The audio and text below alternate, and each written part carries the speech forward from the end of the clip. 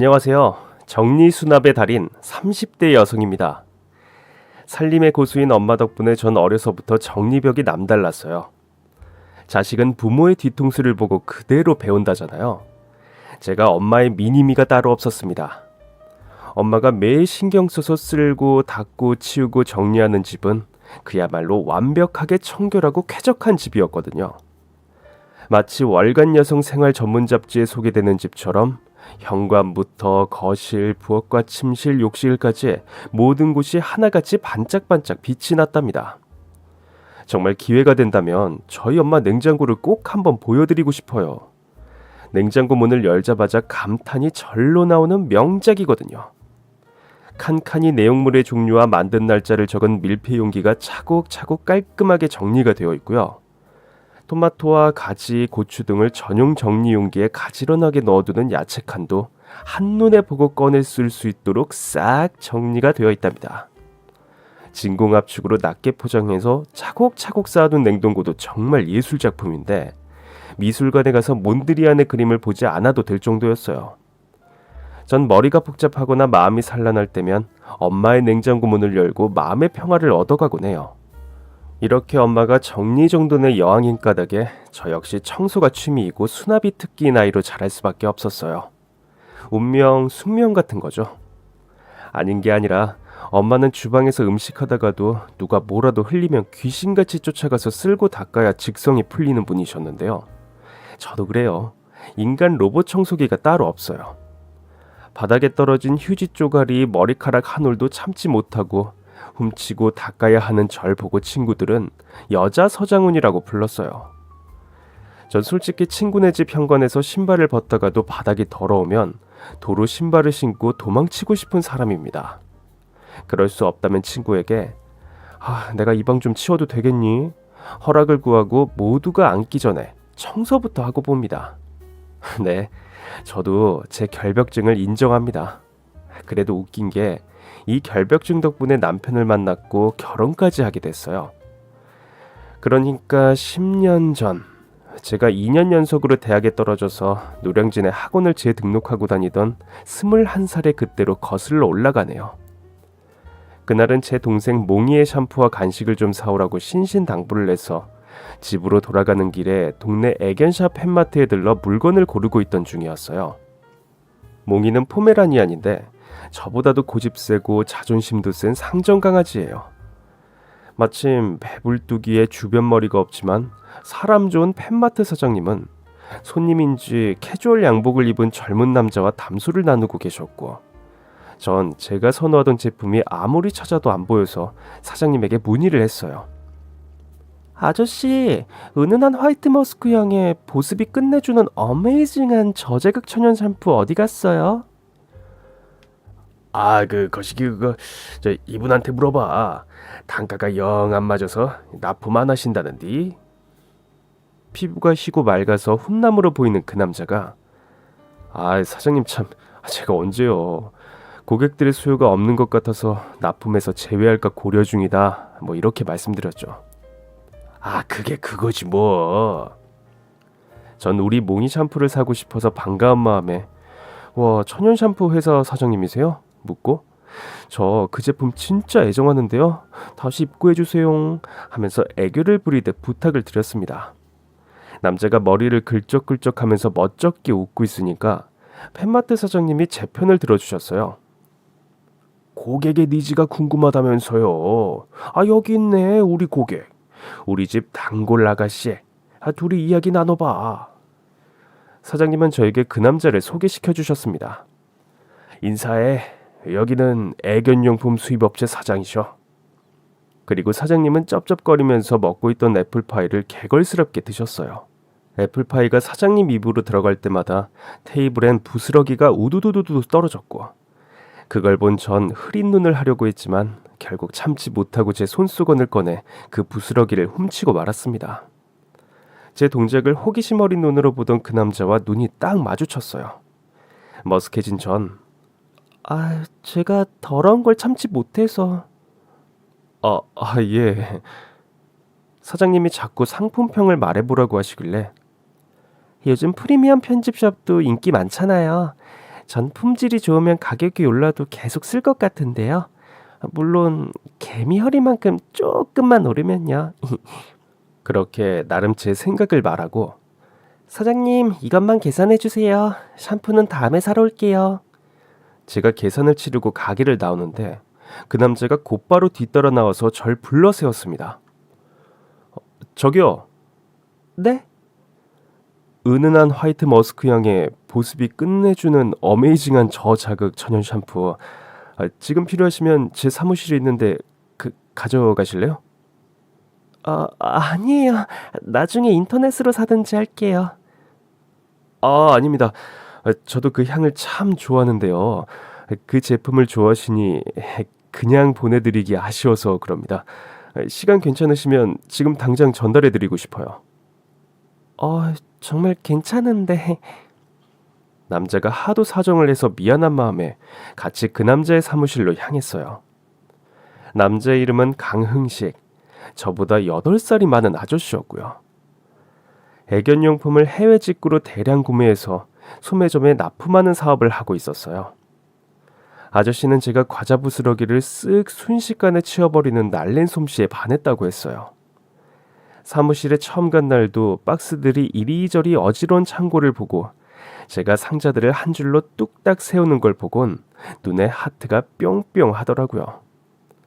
이 일을 계기로 아저씨가 학원 앞에서 밥 먹자고 기다리고 커피 한잔 하자고 부르고 동네 한번 걷자고 꼬시는데 전 한 번도 안 된다는 말도 없이 쪼르르 만나러 나갔고 그렇게 저희는 2년 열애 끝에 아저씨가 오빠가 되고 오빠는 결국 남편이 되었답니다. 전 오빠를 만나 연애한다고 수능 공부는 뒷전이었고 결국 시험을 포기했어요. 오빠는 어차피 남편은 자기라면서 제가 대학에 입학해도 자기랑 결혼할 거고 졸업을 해도 자기랑 결혼할 건데 그냥 결혼부터 하자고 하는데 묘하게 일리가 있더라고요. 공부가 지긋지긋하기도 했고요. 전 오빠의 가머니설에 홀라당 넘어가서 24살에 결혼을 하게 되는데 제가 모아둔 돈이 없어 부모님께 손을 벌리기 곤란해하는 걸 알고 오빠가 스드무의 예식장에 신혼여행 비용까지 예단을 뺀 결혼 자금을 전부 다 계산해 주었어요. 안 돼, 오빠. 미안해서 어떡해. 나 너무 고마운데 마음은 똑상해. 우리 공주님을 모시고 오는데 내가 이 정도도 못 해줄까? 넌 아무 생각 말고 아무 걱정 말고 사업가 남편 든 호사를 마음껏 누리는 거야. 솔직히 난 내 사랑을 이 정도밖에 못 보여주나 되려 아쉬운걸? 오빠 감동이야. 내 인생의 반려자가 되어줘서 너무 고맙고 든든해. 오빠는 온라인 쇼핑몰과 연계한 스마트 애견 산업까지 도전하고 있는 상황이라 오빠의 애견용품 사업은 승승장구하고 있었고 경제적으로도 풍족했어요. 한 가지 웃긴 점은 애견용품 사업을 하는데 강아지라면 끔찍하게 싫어한다는 거였죠. 오빠는 비즈니스는 비즈니스일 뿐이라고 쿨하게 말했고 제 동생 몽이를 데리고 나가면 오빠가 질색팔색했지만 그 마음도 이해가 되더라고요. 저희 친정에선 사업가 남편이 절 너무 예뻐하고 아끼니까 결혼 승낙을 하지 않을 이유가 없었습니다. 그런데 시어머니 입장에선 제가 한없이 부족하게 느껴지셨겠죠. 제가 고졸의 백수라고 엄청 결혼을 반대하신 걸로 알아요. 하지만 남편이 저희 결혼을 뚝심으로 하드캐리했어요. 시어머니는 돈 잘 버는 잘난 자기 아들이 너무 아까워서 절 엄청 구박하셨어요. 남들은 명문대 나오고 직업 좋은 며느리 잘도 맞는데 난 고졸 백수 며느리가 뭐냐? 대체 머리가 얼마나 돌대가리면 요즘 같은 시대에 대학을 못 가니? 시어머니의 폭언에 제가 아무 말도 못하고 울먹울먹하니까 남편이 절 변호해 주었습니다. 엄마, 우리 문주가 잘하는 게 얼마나 많은데요. 문주가 요리면 요리, 살림이면 살림, 정리정돈의 달인이라고요. 아이고, 네가 뭘 안다고 그래. 진짜라니까. 답답하다. 자기야, 우리 엄마한테 당신 실력 좀 보여주라고. 그래? 그렇단 말이지? 아이고, 아들이 그렇게 자랑하는 살림꾼 며느리 얻었으니 이제 난 손가락 하나 까딱 안 해도 되겠네. 전형적인 시어머니 멘트를 날렸습니다. 전 두 주먹을 불끈 쥐고 유치원에 처음 들어간 아이처럼 큰 소리로 대답했습니다. 어머니, 이제 살림은 걱정 마세요. 손가락 하나 까딱하지 마세요. 제가 한번 해보겠습니다. 살림 하나는 자신 있었으니까요. 제 신혼집은 차원이 달랐어요. 청결과 위생의 아우라는 집 현관에서부터 돋보였는데요. 집 안으로 들어서면 전실에 청소기들이 종류별로 나란히 줄을 서서 대기하고 있어요. 자고로 한국 사람은 장비빨이잖아요. 등산 갈 때, 운동할 때, 요리할 때 일단은 최고의 장비부터 장만하고 보는 대안의 딸답게 정리정돈과 수납의 달인이 되려면 이 장비빨이 엄청나게 중요합니다. 이런 밀어 닦는 거, 밀어 빠는 거, 밀어 쓰는 거, 지 혼자 닦는 거, 지 혼자 빠는 거, 기타 등등. 청소기 박물관을 방불케 했어요. 없는 게 없었죠. 심지어 소독용 에탄올까지 완벽하게 갖추고 만반의 준비를 했어요. 부엌으로 가면 진공압축으로 음식 보관과 냉장고 정리를 한 번에 할 수 있는 무선 진공 포장기, 다지는 도깨비 방망이, 만능채 칼에 샐러드 탈수기까지 각종 조리 도구가 완비되어 있었습니다. 전 각종 청소 장비를 꽉꽉 채운 캐리어 2개를 끌고 시댁으로 갔습니다. 도착하자마자 청소용 앞치마를 걸치고 양손가락과 목을 우두둑 가볍게 풀고 으이차 곧바로 대청소를 시작했습니다. 쓸고 닦고 치우고 바닥에 광이 날 때까지 멈추지 않았습니다. 그리고 부엌으로 갔어요. 보이는 그릇, 안 보이는 그릇 다 꺼내 삶고 소독하고 건조시키는 동안 냉장고도 싹 비워버렸습니다. 심지어 냉장고 끌어내서 그 바닥까지 청소했어요. 오래된 양은 냄비, 코팅 벗겨진 팬은 싹 내다 버리고 후드부터 싱크대까지 거의 재조립 수준으로 만들어 놓았습니다. 곰팡이가 생긴 실리콘 자리도 칼로 긁어내고 실리콘건으로 깔끔하게 정리를 했습니다. 잡지에 나오는 집처럼 황골탈퇴를 시켜놓은 뒤 집을 둘러본 제 청소 점수는요 100점 만점에 100점이었어요. 뿌듯한 마음으로 전 간식을 기다리는 강아지처럼 시어머니의 칭찬을 기다렸습니다. 시어머니는 깜짝 놀라서 이러셨어요. 예, 이렇게 냄비, 팬 다 갖다 버리면 어디다 밥을 해먹냐? 어? 아유, 이 멍청한 녀석. 네 머리는 폼으로 달고 사는 거니? 어머니, 오래된 냄비 그릇들 몸에 안 좋아요. 새 걸로 꺼내 놓았으니 아끼지 마세요. 뭐? 네가 날 가르치는 게냐? 고졸백수가? 나 이거 얼척이 없네. 기껏 대청소해주고 욕만 태바가지로 들으니 눈물이 핑 돌았습니다. 그러면서 칭찬은커녕 제가 청소하고 쓰레기를 치우면서 집안을 시끄럽게 만들었다고 정신없으니 일 끝났으면 얼른 꺼지라고 하셨어요. 전 어깨를 축 떨어뜨리고 집으로 돌아와서 남편에게 실패야 실패. 죽을 똥 살 똥 치웠는데 욕만 먹었어. 그렇게 저의 실패담을 전했고 남편은 절 따스하게 안아주면서 달래주었습니다. 급할 거 없어. 천천히 하자 천천히. 우리 엄마도 자기 살림 솜씨에 반하는 날이 온다. 용기를 주는 남편만 보고 가자 하면서 다시 힘을 내었습니다. 시어머니의 구박은 변함이 없었지만 남편과 함께라면 깨를 볶느라 시간이 어찌 흘러가는 줄 모를 정도였답니다. 남편은 제 인생의 전부였고 가장 큰 의지처였어요.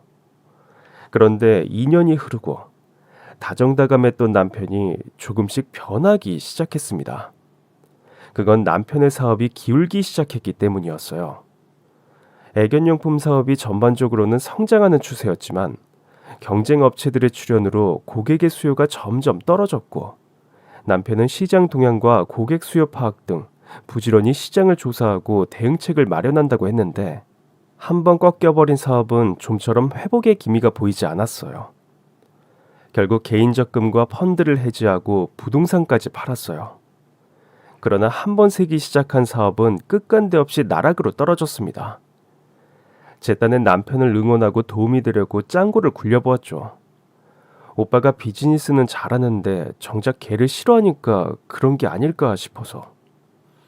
오빠, 우리 집에 가서 몽이를 데려올까? 강아지를 키우면 오빠 사업 아이디어가 퐁퐁 나올지도 모르잖아. 야, 말 같지도 않은 말 할 거면 그냥 입 닫고 있어. 지금 내가 매일 작업 중인 거 안 보여? 내가 지금 너랑 농담할 때야? 머리가 나쁘면 센스라도 있든가. 에휴, 진짜 도움이 안 된다. 도움이 안 돼. 돌아오는 것은 무한할 정도로 난폭한 말이었습니다. 부자가 가난해지면 더 견디기 힘든 법이잖아요. 나날이 줄어드는 통장 잔고에 태평양보다 넓었던 남편의 마음이 바늘구멍 들어가기가 어려울 정도로 옹졸해지기 시작했습니다. 시어머니의 구박은 여전했고요. 그나마 남편의 방어막 안에서 숨통이 트였는데 남편마저 변한 시점에 전 마음 둘 곳이 없었어요. 그래서 전 블로그를 하나 만들었어요. 몽인의 살림일기라는 저의 일상과 살림 노하우를 소개하는 블로그였는데 비공개로 그날그날의 마음일기도 적으면서 남편과 시어머니에게 섭섭했던 마음을 풀고 헛헛한 마음을 채웠습니다. 마음이 산란할 땐 손에 청소기를 쥐거나 세제에 거품을 내면 마음의 평정심을 되찾을 수 있었으니까요. 그렇게 청소 전후, 요리 전후, 비교 사진을 블로그에 올리면서 제 살림 비법을 하나씩 공개했고, 비록 돈이 되지는 않았지만 제 블로그에 점점 방문자가 많아지는 것을 보는 낙으로 하루하루를 견뎌냈습니다. 친구 요청도 꽤 됐는데요. 특히 닉네임이 구연산 구씨라는 이웃은 절 청소와 수납의 여신이라며 포스팅을 할 때마다 찬탄과 칭찬 댓글을 남겼어요. 이건 과히 신의 경지입니다. 그림, 사진, 영화를 왜 보나요? 몽인의 블로그가 하나의 작품입니다.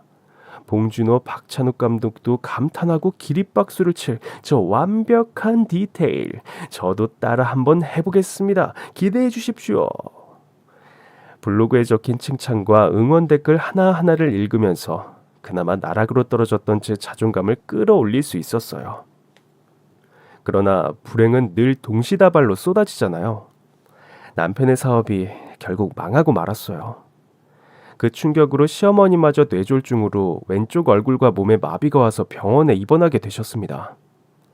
어머니는 안면마비로 입이 삐뚤어지셔서 말이 어눌하고 발음도 뭉개졌는데 그럼에도 끝까지 이게 다 저 때문이라며 전형적인 시어머니 멘트를 시전하셨습니다. 이 봐라, 여자 잘못 들이면 집안이 망한다고 그냥 해서 아니었어. 어머니의 말이 사실이 아니란 걸 입증하고 싶어서 전 정말 죽어라 병간호를 했어요. 안 그래도 절 미워하는데 딱 절 경멸하는 얼굴로 비틀어진 입에 밥 한 숟가락, 반찬 한 젓가락, 다시 국 한 숟가락을 넣어드리는데 못된 시어머니의 구박을 받으며 이 생활을 계속하다간 제 몸에 사리가 나올 것 같았습니다. 뇌졸중은 재활치료가 더딘 경우 장기간 이어질지 모르는 병이라고 해서 겁이 났지만 그래도 며느리로서의 도리를 다했습니다.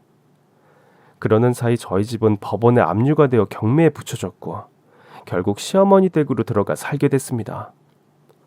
남편은 이대로 무너질 수는 없다며 다시 한번 사업으로 일어나고 싶다는 의지를 불태웠습니다.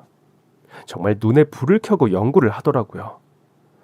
품목을 애견용품에 국한하지 않고 인테리어 소품, 여성용 속옷, 유아용품, 스포츠용품 등 수입 품목을 다양화하고 마케팅도 공격적으로 하면 다시 사업을 일으킬 수 있을 거라고 확신했어요.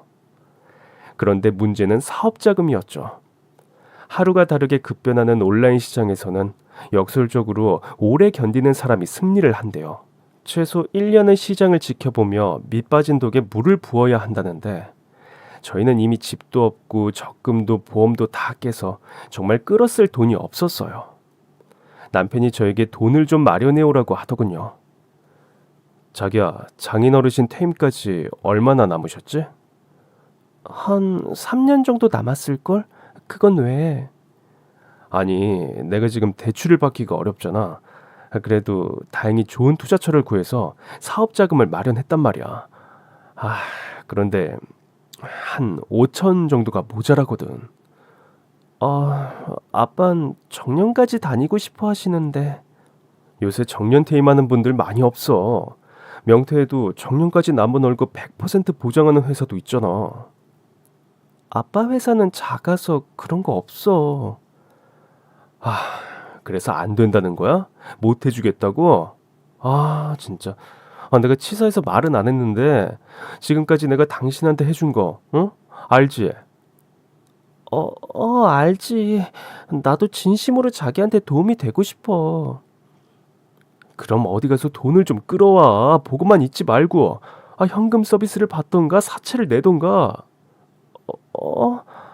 어, 알았어. 내가 구해볼게. 난감하대요. 돈을 벌어본 적이 없는데 어디서 돈을 구해온단 말인가요? 친정엄마한테 전화를 했는데 차마 입이 떨어지지 않았어요. 대학 안 가고 사업하는 부자 남편 만나서 깨볶음에 산다고 동네방네 자랑하고 다니는 것이 저희 엄마 낙이요. 환절기만 되면 우울증이 심해져서 병원비도 만만치 않은데 제가 어떻게 돈 좀 빌려달라고 말을 해요. 그래서 전 제가 해결하기로 마음을 먹었습니다. 일단 취직을 하자. 그리고 카드를 만들어서 카드론 대출을 받자. 이렇게 생각이 미치자 전 망설일 시간이 없었어요. 제가 제일 잘하고 하면서 즐거운 일이 하나 있잖아요.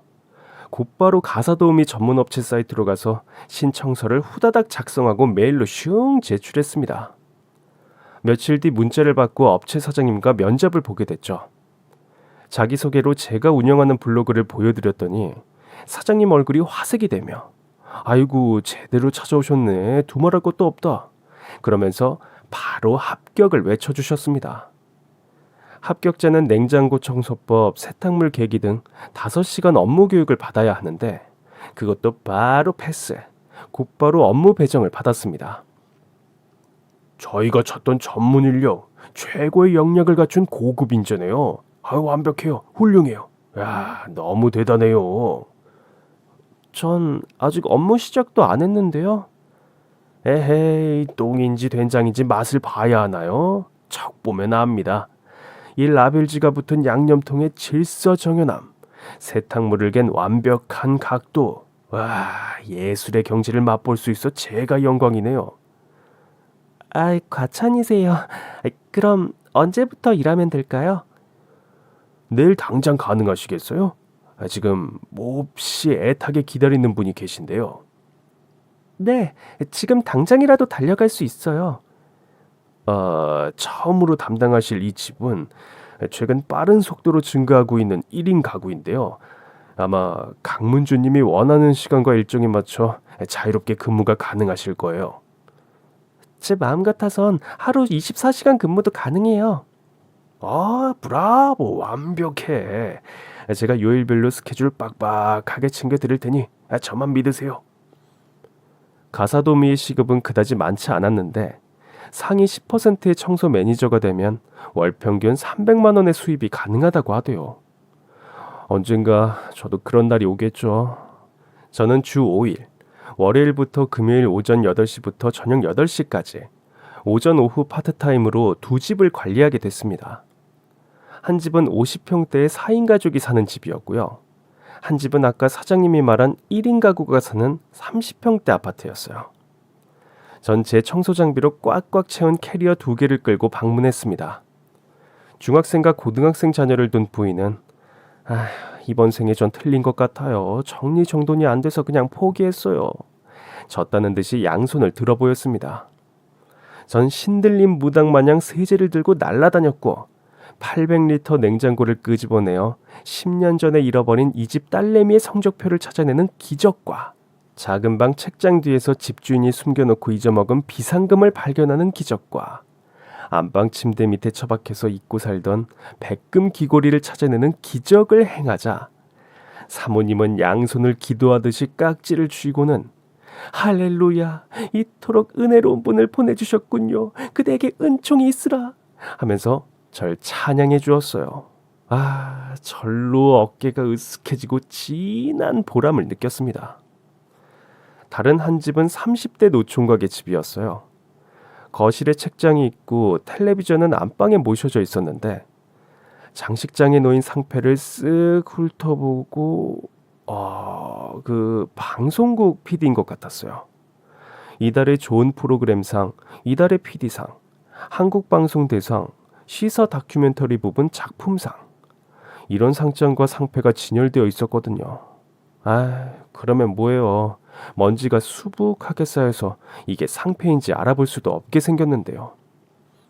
전 극세사 먼지털이를 이용해서 상패의 먼지를 탈탈탈 털고 뽀독뽀독 닦아주었습니다. 부엌과 욕실, 베란다까지 청소를 마친 전 그 집 주인을 불러 청소 전 사진 찍은 거 보여주며 고객에게 업무 상황을 보고했습니다. 이런 기름때 곰팡이 덕지덕지된 곳에서 어찌 사냐며 조근조근 따져 묻고 싶었지만 꾹 참았네요. 그 집 주인은 세상에 우리 집이 이렇게 화냈나요? 저에게 빛을 주셨네요 하면서 호들갑을 떨었습니다. 뭘 이 정도 가지고요. 앞으로 제가 이 집을 더 빛내드릴게요. 기대해도 좋아요. 이제 집에서 선글라스 쓰고 있어야겠어요. 너무 눈부셔. 남자가 익살맞은 얼굴로 과장되게 말해서 저도 모르게 웃었네요. 그 사람은 제가 다녀가고 나면 항상 감탄과 감동의 마음을 담아서 고객 평가란에 깨알같이 찬양글을 남겨주셨어요. 근데 그 문구가 어디서 많이 보던 문체와 감성인 거죠.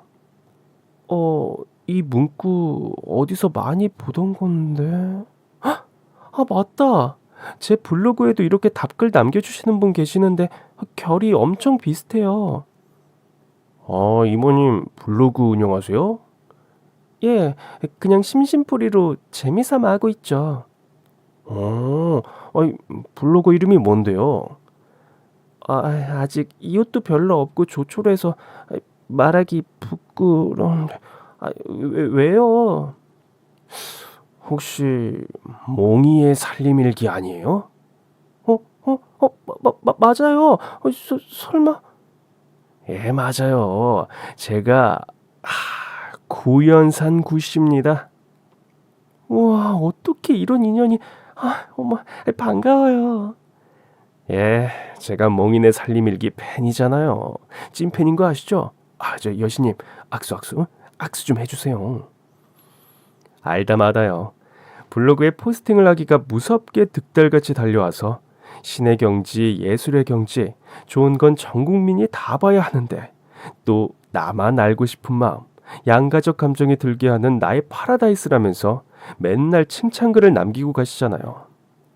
칭찬은 감사한데 너무 떠받들어 주시니까 좀 거부감이 들었는데 이렇게 딱 마주쳤네요. 댓글로는 매번 저도 따라해봐야겠네요 하셨는데 아이고 집 상태를 보아하니 전혀 말뿐이었네요. 제가 너무 바빠서 청소할 시간이 없거든요.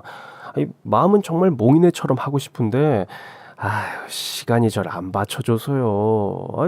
변명 아닙니다. 몽이네가 저의 꿈의 집이거든요. 블로그 들락거리면서 눈이 호강하는 기분, 보기만 해도 쾌적해지는 거죠. 정말 대단하세요. 고PD는 블로그 주인장인 걸 알고 저만 보면 유튜브 방송을 해보지 않겠냐고 자꾸 섭외를 했어요.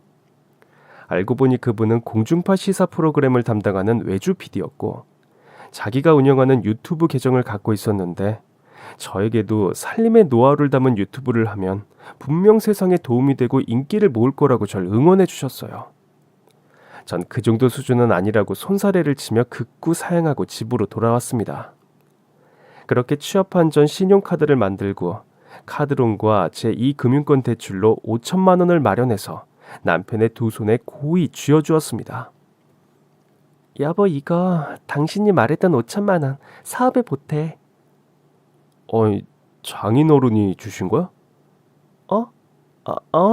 아빠도 보탰고 나도 취직했어.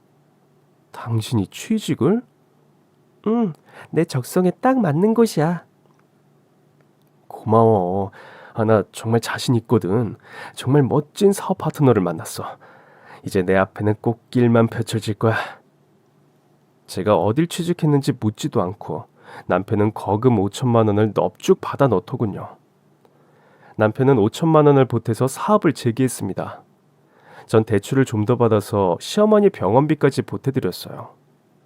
남편 사업이 다시 일어서는 기미가 보이자 그 덕분인지 시어머니의 중풍이 급속도로 차도를 보이기 시작했어요.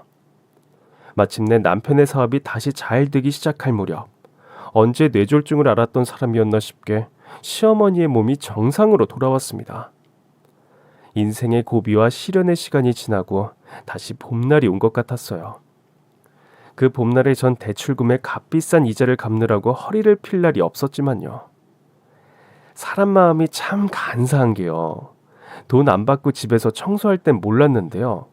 돈을 받고 청소하니까 청소하는 즐거움이 사라져버리는 거예요. 이게 일이다 싶은 거죠.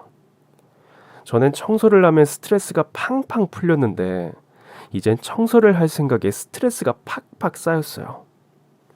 그런데 남편의 봄날은 다른 곳에서 시작됐더군요. 남편의 사업 파트너라는 사람은 다름 아닌 이혼녀였습니다. 그것도 돈 많은 큰손 누나인 줄 몰랐어요. 전 남편을 위해 대출받은 사채의 비싼 이자를 갚느라고 바빴고 남편은 사업 핑계를 대면서 다른 여자를 만나러 다니느라 분주했습니다. 이걸 어떻게 알게 됐냐고요? 저도 알고 싶지 않았습니다. 주말 집에서 밀린 청소를 하다가 까무룩 잠이 들었는데 제가 방 안에서 자는 줄 모르고 있던 두 모자가 정답게 이야기를 나누는 소리를 듣게 되었어요. 어머, 이 아이 센스 좀 봐라. 스카프의 브로치가 그 아이의 품격을 보여주잖아. 아유, 어쩜 이렇게 색이 곱다니. 고맙다고 전해. 알았어. 엄마가 이렇게 좋아할 줄 몰랐네. 좋다 마다. 사업가 집안이라며. 명문대 출신의 아우 내가 딱 원하는 여자야. 이혼녀라도 괜찮아? 어머 얘는 너는 뭐 총각이니? 나는 찜찜해. 문주가 해준 5천만 원도 영 마음에 걸리고. 아유 이 바보 녀석. 네가 해준 게 얼만데 그 돈을 왜 갚아주냐? 그리고 너 지금 만나는 여자랑 잘 해볼 생각해라. 저런 쓸모없는 앤 평생 파출부나 하게 두고. 시어머니의 말에 충격을 받았습니다. 남편이 사업을 시작하고부터 각방을 쓰자고 했는데 그게 일에 올인하려는 건 줄 알았는데 바람에 올인하려고 그랬던 거라니 믿기지 않았어요. 그렇다면 확인 사살, 증거자료 확보를 일단 하고 보자. 발빠르게 움직여야만 했습니다. 회사인 이틀 양해를 구하고 남편을 미행했어요. 불륜 현장을 찍기 위해 출근하는 남편을 미행하는 아내라니 구질구질했지만 어쩔 수 없었어요. 남편 사무실에서 바람난 그 큰손 언니가 같이 나오는 걸 보고 미리 대절한 택시 아저씨에게 울먹이면서 말했어요. 아저씨, 저 차 좀 따라가 주세요. 택시 아저씨가 제 얼굴을 보더니 입술을 꽉 깨물면서 말씀하셨죠. 오케이, 안전벨트 꽉 붙들어 매요. 지금부터 비행 모드로 운전합니다. 내가 또 이쪽 천문이야? 나만 믿으라고. 기사님은 정말 귀신이 고개하듯이 남편의 차를 뒤따라 달리셨고 남편의 차가 아주 구석지고 으슥한 강변으로 들어서자 그들이 눈치채지 못할 사각지대에 택시를 세워주셨어요.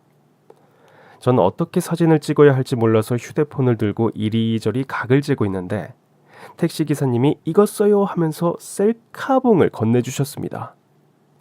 셀카봉에 카메라를 설치하고 남편의 차 가까이로 슬금슬금 다가가서 그놈의 불륜의 현장을 찍었어요. 기사님이 나지막하게 사진 말고 비디오로 찍으라고 해서 그렇게 했습니다. 그 결과물은 너무나 역겹고 더러우니 여러분의 마음과 귀를 보호하기 위해 패스하겠습니다. 집으로 돌아오는 길에 기사님에게 말했습니다. 아저씨 죄송한데 제가 좀 울어도 될까요? 눈물이 뚝뚝 떨어졌어요. 친절한 기사님은 무심하게 휴지를 한 장 꺼내더니 저에게 건네주셨어요. 기왕 우는 거 있는 힘껏 우세요. 예, 아저씨 고맙습니다. 전 엉엉 소리를 내어 울면서 집으로 돌아왔습니다. 그 길로 전 가방을 싸고 집을 나갈 준비를 마쳤습니다. 전 결벽증이 있는 사람입니다. 더러운 것을 참지 못합니다. 그러니 남편의 얼굴을 도저히 볼 수가 없었습니다. 그래도 이렇게 도망치듯 가서는 안 될 일이잖아요. 그래서 수산시장에 가서 마지막 만찬을 준비했습니다. 시어머니도 불렀죠. 남편과 시어머니가 좋아하는 해물탕을 준비했으니 꼭꼭 집에 와서 드시라고 초대를 했죠.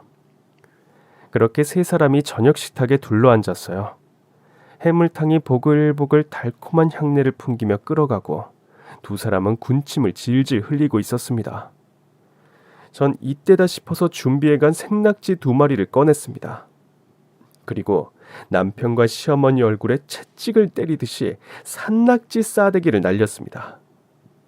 남편 얼굴에 낙지가 철썩 달라붙었다가 시어머니 얼굴로 철썩 찰진 소리를 내면서 싸대기를 날렸어요. 막장 드라마의 여주인공이 된 듯 심취해서 사정없이 때렸습니다. 미쳤어? 왜 이래? 남편이 완력으로 제 손목을 제어했습니다.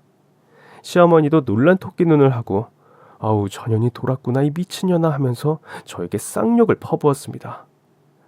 양손으로 볼따구니를 잡고 있는 걸 보니 꽤 많이 아팠나 보더라고요. 전 남편을 밀치며 소리를 고래고래 질렀어요. 왜냐고요? 더러워서요. 정말 더러워서요. 너무너무 더러워서요. 뭔 헛소리야 이년이? 라고 말하는 시어머니를 향해 제 휴대폰에 찍어둔 더럽고 역겨운 그 영상을 틀어버렸어요. 남편과 시어머니가 영상을 보고 멈칫하면서 당황하는 순간 더럽고 더러운 놈, 내 돈 5천만 원이나 내놔!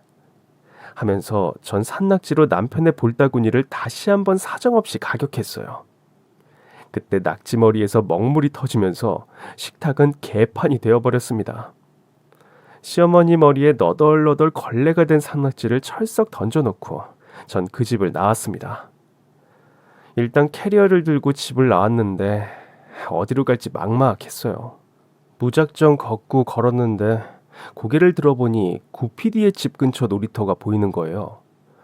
배가 고파서 편의점에 가서 컵라면을 사서 앞에 놓고 멍하니 앉아 있었어요. 친정으로 가려니 사랑하는 부모님의 마음을 아프게 할 수 없어서 도저히 안 되겠더라고요. 친구 집으로 갈까 했는데 다들 시집가서 애기 본다고 정신 없는데 재워달라는 말이 안 나오더라고요. 가까운 모텔을 갈까 했는데 저의 결벽증으로는 용기가 나지 않았어요. 정말 내키지 않지만 찜질방으로 가서 하룻밤을 기탁해야겠다 생각하고 있는데 그런데 우연히 운명적으로 구연산동 구씨가 내 눈앞에 터벅터벅 걸어왔어요. 절 구원해줄 구세주처럼요. 이 몽이네? 몽이네 문주씨. 이제 퇴근하세요? 여기서 뭐 하세요? 배가 고파서 라면 먹고 있어요. 한 젓가락 하실래요? 이 가방은 또 뭡니까? 집 나왔어요? 가출? 제가 아무 말도 못하고 고개를 숙였더니 당황한 구씨가 아무 말이나 짓거렸습니다. 오늘 저희 집에 손님이 와가지고 제가 요리를 하려고 하는데 한우 샤브샤브를 할까 하거든요. 예, 어서 들어가 보세요. 아니, 그게 아니라 괜찮으시면 저희 집에 가가지고 같이 냠냠 쩝쩝. 제가 도와드려요? 네, 그겁니다. 이렇게 만난 것도 인연인데 이건 분명 절 도와주려는 하늘의 계시 같은 거랄까? 가요. 샤브샤브의 진수를 맛보게 해드릴 테니까요. 하면서 전 일어섰습니다. 그날은 구씨의 찐친들이 모이는 날이었어요. 초등학교 때부터 친했던 세상에 둘도 없는 친구들인데 매번 배달 음식으로 먹이는 것이 미안해서 그날은 직접 요리를 해보려고 했대요. 그런데 막상 이것저것 귀찮았는데 절 보고 쾌재를 불렀다고 하더군요. 저도 모처럼 솜씨를 발휘했고 샤브샤브의 생명인 신선한 야채들을 먹음직스럽게 채 썰어 준비하고 쭈꾸미도 손질하고 가츠오부시로 풍미를 더한 제대로 된 육수를 만들었어요. 내친 김에 잡채와 술안주로 그만인 골뱅이 소면 무침도 뚝딱뚝딱 만들어 보았죠. 구현상 구씨는 모든 과정에 감탄을 하면서 문주씨 너무 아까운데 저 이거 촬영해서 개인 소정해도 돼요? 전 구씨가 절 촬영하든 말든 상관없이 요리에 집중했어요. 그렇게 그날 모임은 상차림은 성공적으로 차려졌고 구현상 구씨는 감사의 마음을 담아 작은 방을 저에게 무한 제공해줬습니다. 전 출장 가는 날도 많아요. 그 말은 문주씨가 내 집처럼 편안하게 쓸 수 있다 이거죠. 이 방도 마찬가지예요. 문주씨가 원하는 만큼 계셔도 됩니다. 아셨죠? 고맙습니다. 이 은혜를 잊지 않겠어요. 잘 자요. 그리고 내 꿈... 죄송합니다. 내가 미쳤나 봅니다. 예? 편히 주무세요. 전 더러운 모텔로 가느니 차라리 내가 쓸고 닦는 이 방이 천국이겠다 싶어서 당분간 민폐를 끼치게 됐습니다. 절 재워주는 구씨에게 고마워서 아침 저녁 간단하지만 정성스럽게 식사를 차려주었는데 그걸 볼 때마다 또 촬영을 해서 올리자고 구씨는 성화를 부렸습니다. 전에 모임하는 날 요리 과정을 올린 영상에 관심이 엄청났다면서 이건 되는 아이템이라고 자꾸 절 부추겼고 전 또 마지못해 승낙하고 본격적으로 촬영에 임했습니다. 구씨는 저만의 유튜브 계정을 만들고 그날의 요리와 청소, 수납의 과정 하나하나를 찍어서 편집하고 업로드해 주었어요. 구씨의 편집 솜씨는 대단했습니다. 덕분에 유튜브는 대박 인기를 모았고요. 구독자 수가 기하급수적으로 늘더니 저도 모르게 전 유명인이 되어 있었어요. 그래도 공중파의 위력이 아직은 엄청나더만요. 구PD가 아침 방송 프로그램과 저녁 세미다큐 프로그램에 절 출연할 수 있도록 소개해줬는데 방송이 나가자마자 거리의 사람들이 절 알아보고 또 저의 유튜브 계정을 찾아와줘서 전 일약 유튜브 스타로 등극했습니다. 이런저런 광고 협찬까지 받게 되면서 전 월 4억 정도 버는 대형 유튜브로 성장하게 되었죠. 이게 다 구씨, 구PD의 재기발랄한 편집과 기획력 그리고 홍보 덕분이었습니다. 물론 구씨는 저의 콘텐츠가 먹혀서라고 했어요. 아무튼 이제 파출 부위를 하지 않아서 더 즐겁게 쓸고 닦고 밀고 치우고를 할 수 있어서 행복했습니다. 그리고 남편과는 이혼을 했어요. 남편은 사업이 잘 돼서 흔쾌히 저에게 위자료와 제가 빌린 돈을 갚아주겠다고 하면서 차일피일 입금을 미루었습니다. 법원에 상간녀 소송을 내야지 위자료를 보내겠냐고 했더니 그제야 위자료를 보내주더군요. 그런데 제게 빌린 5천만 원은 갚지 않았어요. 내 카드로 내가 그었고 내가 사채를 쓴 거니까 배째라는 거였어요. 남편과 헤어진 지 5년의 세월이 흘렀지만 여전히 남편은 저에게 더러운 쓰레기 같은 존재였고 평생 그 더러운 얼굴을 안 보고 살고 싶었어요. 그런데 인생은 그리 만만한 게 아니잖아요. 어느 날 한 제 SNS 계정으로 비밀스러운 쪽지가 날라왔어요. 남편과 바람난 그 큰손 누나의 전남편이라고 밝힌 남자는 남편 사업의 추악한 비리를 저에게 고발했어요. 제가 방송에 출연하고 유튜브 유명인사라서 인맥을 동원해서 이걸 공론화해달라는 요지의 내용이었어요. 저는 긴가민가 하는 마음으로 이런 분야의 전문가인 구현산 구씨에게 쪽지 내용을 보여주었고 구현산 구씨의 눈빛이 갑자기 구PD의 눈빛으로 싹 변하더니 제가 한번 조사해서 아이템이 되면 취재해보겠다고 했습니다. 구PD는 당장 큰손 누나의 전남편을 만나 인터뷰를 했고요. 그리고 한 달 뒤 남편의 회사가 시사 다큐 프로그램에 대대적으로 방송을 타게 됐어요.